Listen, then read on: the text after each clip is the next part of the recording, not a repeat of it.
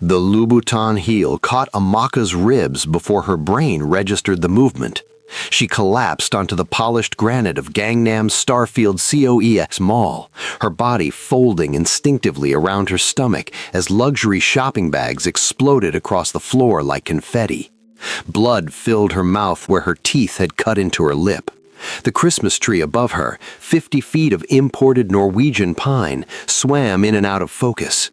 Standing over her, his face contorted with the same disgust she remembered from Chicago 3 winters ago, was Fabian, her ex, the man who'd thrown her out of his apartment when she was 2 months pregnant, the man who'd blocked her number while she begged for help from a shelter payphone, the man who had no idea that the baby she'd miscarried in that freezing homeless shelter had a successor growing inside her right now, 12 weeks along. And Fabian had absolutely no idea about the platinum wedding band she wore beneath her black leather gloves, or the penthouse in Cheongdam-dong she'd woken up in that morning, or whose child was tucked safely in her womb. Kim Do-han, her husband, Seoul's most dangerous underground emperor. As Amaka's shaking hand found her phone, as Do-han's name lit up the screen with an incoming call, she watched every drop of color abandon Fabian's smug face.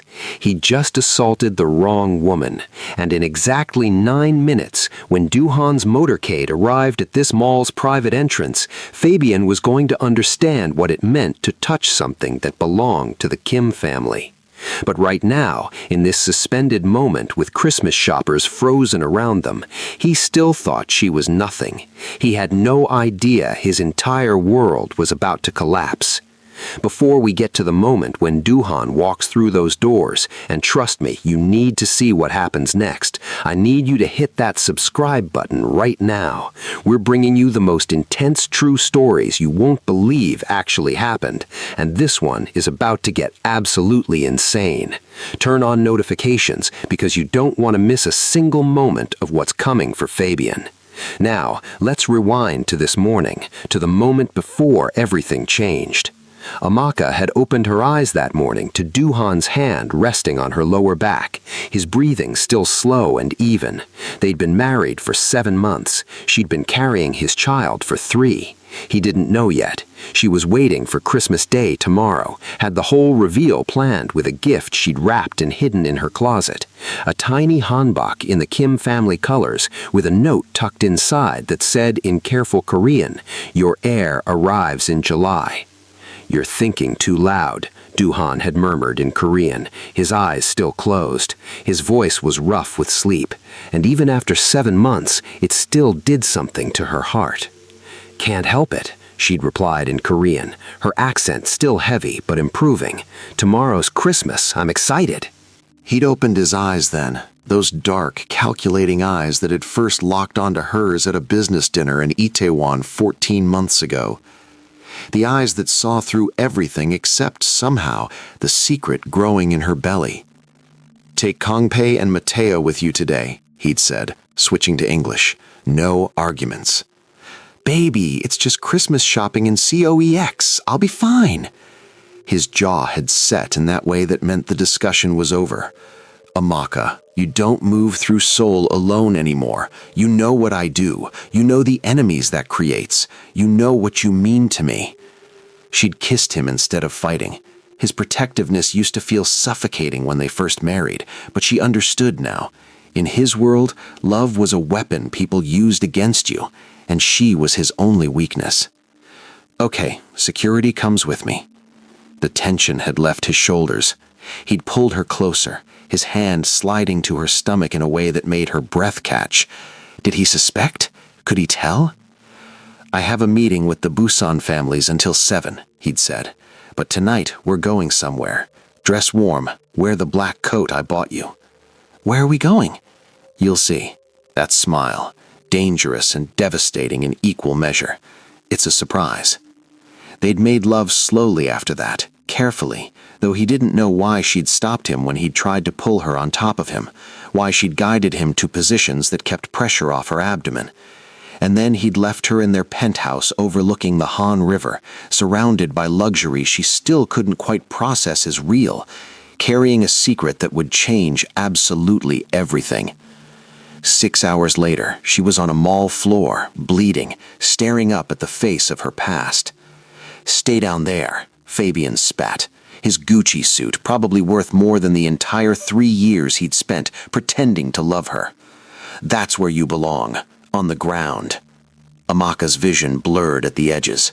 The kick had knocked all the air from her lungs, but her arms stayed locked around her middle, protecting, always protecting now. "Fabian, please," her voice cracked. "Don't. Don't." He laughed, and she remembered that sound, ice cold and blade sharp. "You followed me to Korea? You're actually stalking me now? That's desperate even for you." She hadn't followed him. She'd met Duhan at a dinner, fallen impossibly in love, married into a world she'd never imagined. Seoul was her home now, but Fabian didn't know any of that. Fabian was seeing the girl he'd abandoned in Chicago, not the woman she'd become. Kangpei was there in seconds, his hand inside his jacket where she knew he carried a pistol. Mateo had his phone out, and Amaka knew exactly who he was calling. "Ma'am, are you injured?" Kangpei asked in Korean, his eyes locked on Fabian with an intensity that promised violence. Fabian barely glanced at them. "What, you hired some Korean muscle to make yourself feel important? How much you paying these guys to pretend someone like you matters?" "Sir, step away from her," Kangpei said in heavily accented English, his voice carrying the kind of calm that preceded a storm. "Or what?" Fabian moved forward aggressively, his American entitlement on full display. It happened fast. Fabian shoved Kangpei, trying to get past him to Amaka. In the chaos, his hand connected with her shoulder, hard, sending her stumbling backward into a cosmetics display. She hit the ground again, crying out, her hands still wrapped protectively around her stomach. The entire mall went silent. Amaka looked up through tears at Fabian standing over her, his face flushed with rage and self-righteousness, and she saw the exact moment Mateo's phone call connected, saw Kangpei's expression shift from protective to absolutely terrified, not for himself, but for what was coming. Her phone rang, Duhan's name on the screen. Her hands shook as she answered. "Amaka." His voice was eerily calm, too calm, the voice he used before people disappeared. "Are you hurt?" "I'm okay, just a scratch on my lip." "Don't lie to me. Are you hurt?" "My lip is bleeding. I fell twice, but I'm fine. The baby is fine." The words slipped out before she could stop them. Silence. Complete, terrible silence. Then, in a voice carved from ice, "What did you say?" Her eyes closed, the secret she'd been holding pressed against her chest like a physical weight. "I'm 12 weeks pregnant. I was going to tell you tomorrow. I had it all planned, and I'm sorry. I'm so sorry you're finding out like this." More silence. Then, "Who touched you? Who made you fall?" "My ex, Fabian, from Chicago. But security has him. It's handled." "Put Kangpei on the phone, now." She handed the phone over with trembling hands, watched Kangpei's face go white as he listened. He responded in rapid Korean, too fast for her to catch everything, but she understood enough.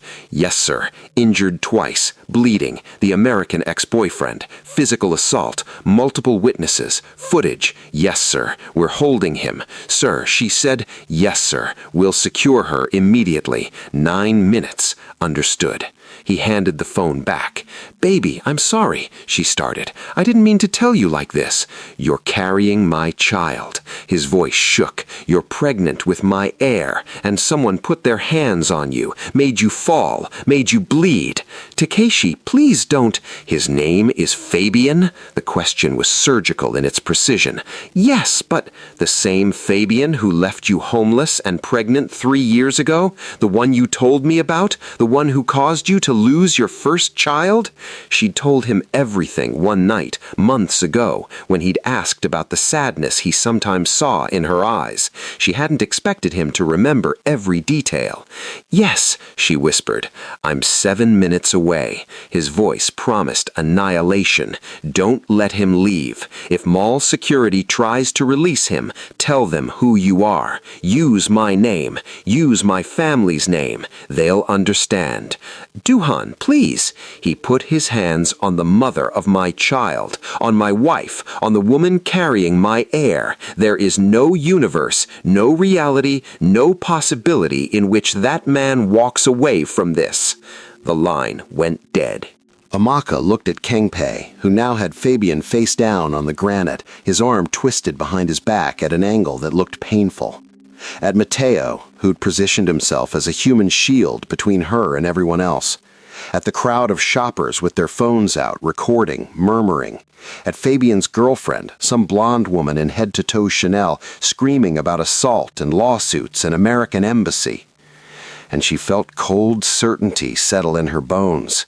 Fabian had no idea what he'd done, no idea who she was now, no idea about the child she carried or the man whose ring she wore. Mall security arrived, trying to establish control. They separated everyone, took her to a private medical office, had their on-site nurse clean her split lip and check her over. Kangpei stood guard at the door, his expression grim. "Ma'am," he said quietly in Korean, "Kim Duhan is going to be very, very angry. I know. Not at you, never at you. But what happens when he arrives?" Kangpei trailed off, his jaw tight. "Perhaps you should not watch." But she couldn't leave, wouldn't leave. This was her past colliding violently with her present, and she needed to see it through to the end. Through the office window, she could see Fabian in another room, pacing, gesturing wildly, his girlfriend beside him looking indignant. He looked annoyed, inconvenienced, like this was all some massive overreaction to a simple misunderstanding. He had no idea. Then Duhan arrived. She felt him before she saw him. The mall security supervisor's radio crackled with urgent Korean. His face went white. Suddenly everyone was standing straighter, moving faster, speaking in hushed, terrified tones. The door opened. Duhan walked in, still wearing his business suit, black Tom Ford, perfectly tailored, but there was nothing civilized about him now. 8 of his men followed, all armed, all wearing the same lethal expression. She recognized some of them from family dinners. These weren't just bodyguards. These were the inner circle, the men who handled problems that needed to disappear. He crossed to her in 3 strides, his hands cupping her face with devastating gentleness. His eyes traveled over her split lip, the redness on her shoulder where she'd been shoved, the way she was unconsciously cradling her stomach. When he looked at her again, she saw murder living behind his eyes. "Tell me exactly what happened," he said in Korean, his voice barely above a whisper. "Every detail. Don't leave anything out." She told him everything, finding Fabian in the mall, his shock at seeing her, how his shock had turned to contempt, the kick, the shove, falling twice. And then, because she couldn't hold it back anymore, she told him about Chicago, about being abandoned, about living in her car, then in a shelter, about the miscarriage in the shelter bathroom with no one to help her, no one to even hold her hand while she lost their baby. Duhan's hands trembled against her face. "You were pregnant before. You lost a child because of him, and you never told me the details. I told you the basics. I didn't want you to know how bad it was, how low I'd fallen." "You didn't fall. You were pushed." His voice was barely controlled. "And today, while carrying my child, he pushed you again, made you fall twice." "I'm okay. The baby's okay. The nurse checked." "That's not the point." He pulled back slightly, his eyes searching hers with an intensity that made her breath catch. "Why didn't you tell me about the pregnancy? Why was I going to find out tomorrow?" "Because I wanted it to be perfect." I wanted to give you the news as a gift. I wanted to see your face when you realized you were going to be a father. And now everything's ruined, and I'm sorry." He kissed her, hard and desperate and full of something that felt like relief and rage mixed together. "Nothing is ruined. You're safe. Our child is safe. That's all that matters." He pulled back, his jaw set. "Show me which room he's in." Amaka stood, her hand instinctively going to her stomach. The movement was unconscious, protective. Duhan's eyes followed her hand, and something shifted in his expression. Wonder, mixed with fear, mixed with fierce, absolute protectiveness. "Stay here," he said softly. "This won't take long. Matteo, stay with her. No one gets near her. No one even looks at her." He walked out, and Amaka moved to the window, despite Matteo's quiet protest. She had to see this, had to witness Fabian finally understanding what he'd lost, what he'd destroyed, what he'd just threatened. Duhan entered the room where Fabian waited with his girlfriend and two mall security guards who looked like they'd rather be anywhere else. Fabian looked up, annoyed, then dismissive when he saw Duhan. Finally, someone in charge. Fabian's voice dripped with entitlement.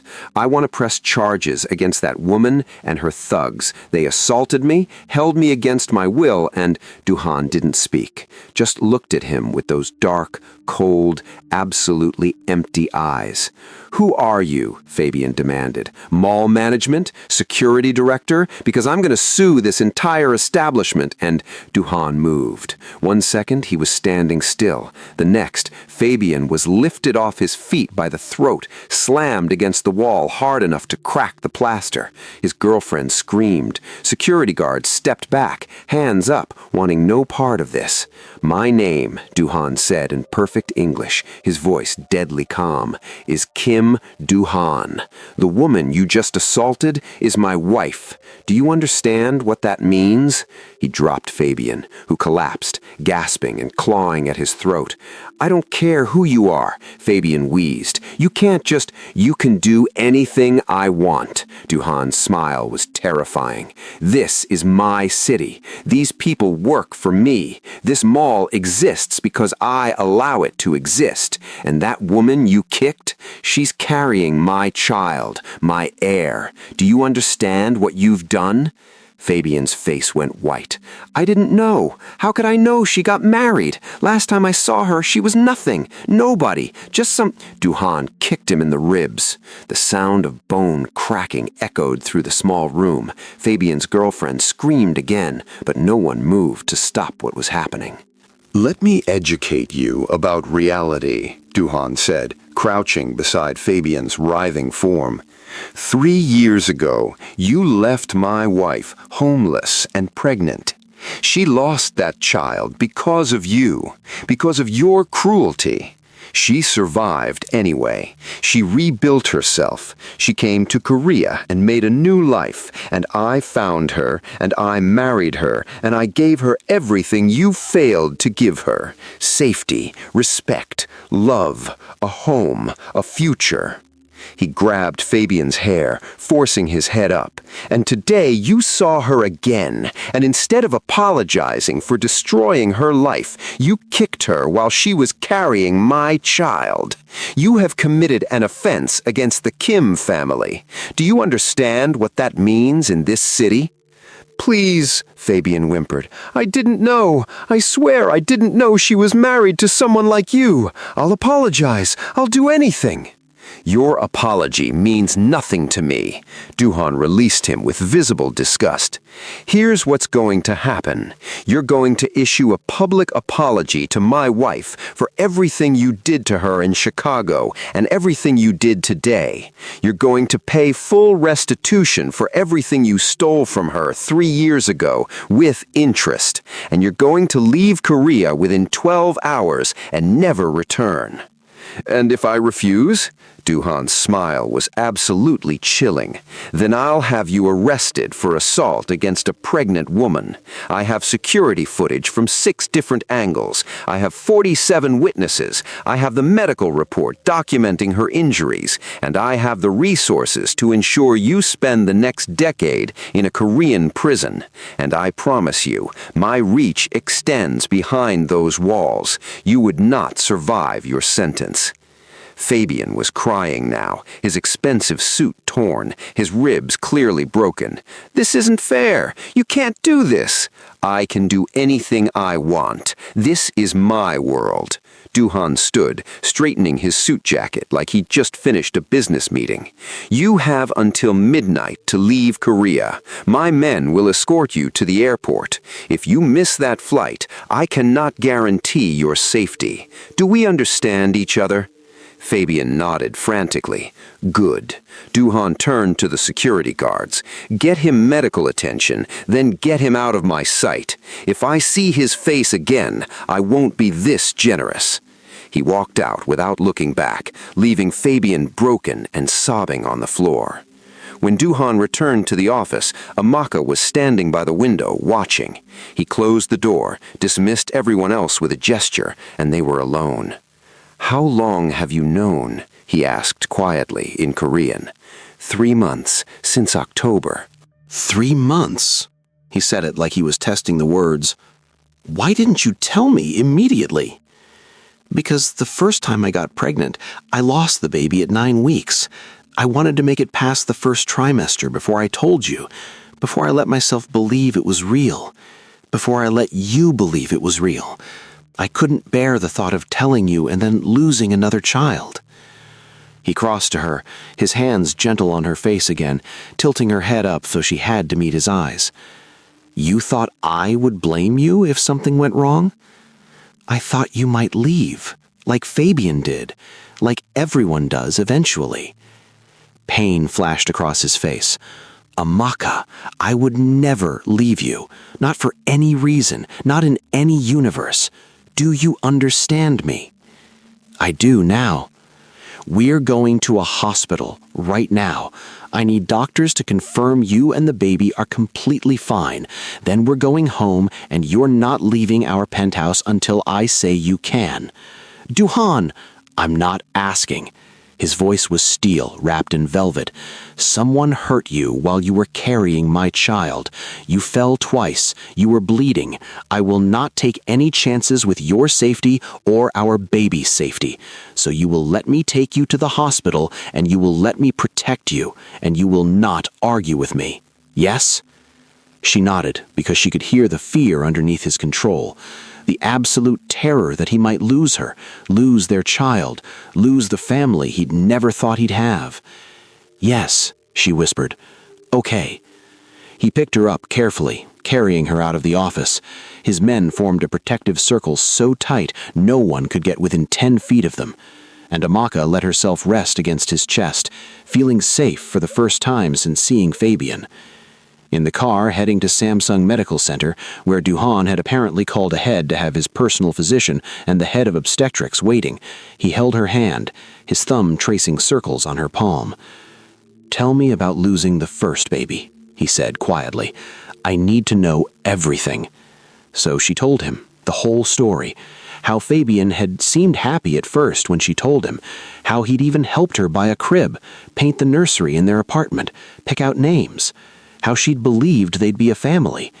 How she'd come home from her teaching job one day to find him gone, her bank account emptied, her jewelry missing, and a note on the kitchen counter that said, "I'm 28. I'm not ready to be trapped by a kid. Figure it out yourself." I tried calling, texting. His number was disconnected. His friends wouldn't tell me where he went. His family blocked me.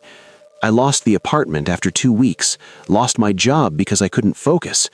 I lived in my car for a while, but then it got repossessed because I couldn't make payments. I ended up in a shelter. Duhan's grip on her hand tightened until it was almost painful. "I tried to eat, tried to stay healthy for the baby, but there wasn't enough food, and what food there was I couldn't keep down. I was stressed constantly, scared, alone. And then one morning there was blood everywhere, and I knew. The shelter volunteer drove me to a free clinic. They confirmed the miscarriage, told me it was likely caused by malnutrition and stress, gave me a pamphlet about social services. And then I got angry. I decided I would never be that vulnerable again. I worked 3 jobs for a year, saved every penny, applied for teaching positions overseas because I wanted to escape everything that reminded me of that time in my life. Korea offered me a position teaching English at an international school in Itaewon, so I came here. I was supposed to be a teacher. And then you met me. And then I met you at that terrible business dinner where I was invited as a cultural consultant and felt completely out of place. You walked up to me and asked in terrible English if I hated networking events as much as you did. He smiled slightly. My English is better now. Because I've been teaching you for 14 months. She squeezed his hand. You saved me, Duhan. You gave me a life I never imagined possible. You saved yourself, he said seriously. You survived homelessness, miscarriage, abandonment. You came to a foreign country alone and started over. You learned a new language. You built a new life. I just recognized what everyone else was too blind to see. You're the strongest person I've ever met. At Samsung Medical Center, they were ushered immediately into a private wing. Dr. Park was waiting, along with Dr. Kim, the head of obstetrics. They were kind and thorough, checking Amaka completely, doing an ultrasound right there in the private room. Everything looks perfect, Dr. Kim said in English for Amaka's benefit, then repeated in Korean for Duhan. The baby is healthy, strong heartbeat. You're measuring exactly at 12 weeks and 3 days. The fall didn't cause any damage to the placenta or the fetus. You'll be sore for a few days, and I want to see you back here in 1 week for a follow-up, but everything is fine. Duhan's relief was visible. He thanked both doctors profusely, then turned to the ultrasound screen where their baby was frozen in mid-movement, tiny and perfect. That's our child, he said in Korean, his voice thick with emotion. That's our child, Amaka confirmed. He stared at the screen for a long moment, and when he looked at her again, his eyes were wet. I'm going to be a father. You're going to be a father. He kissed her forehead, her cheeks, her lips, gentle kisses full of reverence and wonder. I will protect you both with everything I am. You will never be hungry again, never homeless, never alone, never afraid. I promise you this on my family name. I know. She believed him. Absolutely and completely. That night, back in their Cheongdam-dong penthouse, they lay in bed with Duhan's hand on her stomach, feeling for movement that wouldn't come for weeks yet. Amaka told him about her fears, that she'd lose this baby too, that she wasn't strong enough to be a mother, that she'd never be enough for him. And he told her about his own childhood, growing up in violence, watching his father build an empire on blood and fear. I want our child to have better, he said quietly. I want them to grow up safe, loved, free to choose their own path, even if that path leads away from this world I built. They will, because they'll have you as a father. 2 days later, on Christmas morning, Fabian's public apology went viral. He stood in front of cameras, looking haggard and defeated, his ribs clearly bandaged beneath his shirt, and confessed everything. The theft 3 years ago, abandoning Amaka while pregnant, the assault in Seoul. He apologized to Amaka specifically, named her, said he was entering therapy and leaving Korea permanently. The internet responded with predictable fury. Fabian Hamilton became an overnight cautionary tale. His reputation was destroyed. His girlfriend had apparently left him, and Amaka felt nothing watching it. No satisfaction, no vindication, just relief that the chapter was finally closed. She deleted the video after watching it once, blocked Fabian on every platform, and focused on her future. On Christmas evening, Duhan took her to Namsan Tower. They rode the cable car up, had dinner at the revolving restaurant, and afterward he led her to the terrace where thousands of love locks lined the railings. He handed her a lock, silver, engraved with their names and today's date. "For new beginnings," he said, fastening it to the railing. "For the family we're building, for everything we're going to become." She gave him his gift then, a small box wrapped in silver paper. Inside was the ultrasound picture and a note she'd spent hours perfecting in Korean. "Your heir arrives in July. You're going to be a father. I love you." He cried. This dangerous man who controlled Seoul's underground empire cried while holding a grainy black and white photo of their child. "I love you," he whispered in Korean. "Both of you, my family, my everything, my whole world." 7 months later, Amaka gave birth to a daughter in the private wing of Samsung Medical Center. They named her Jiwoo.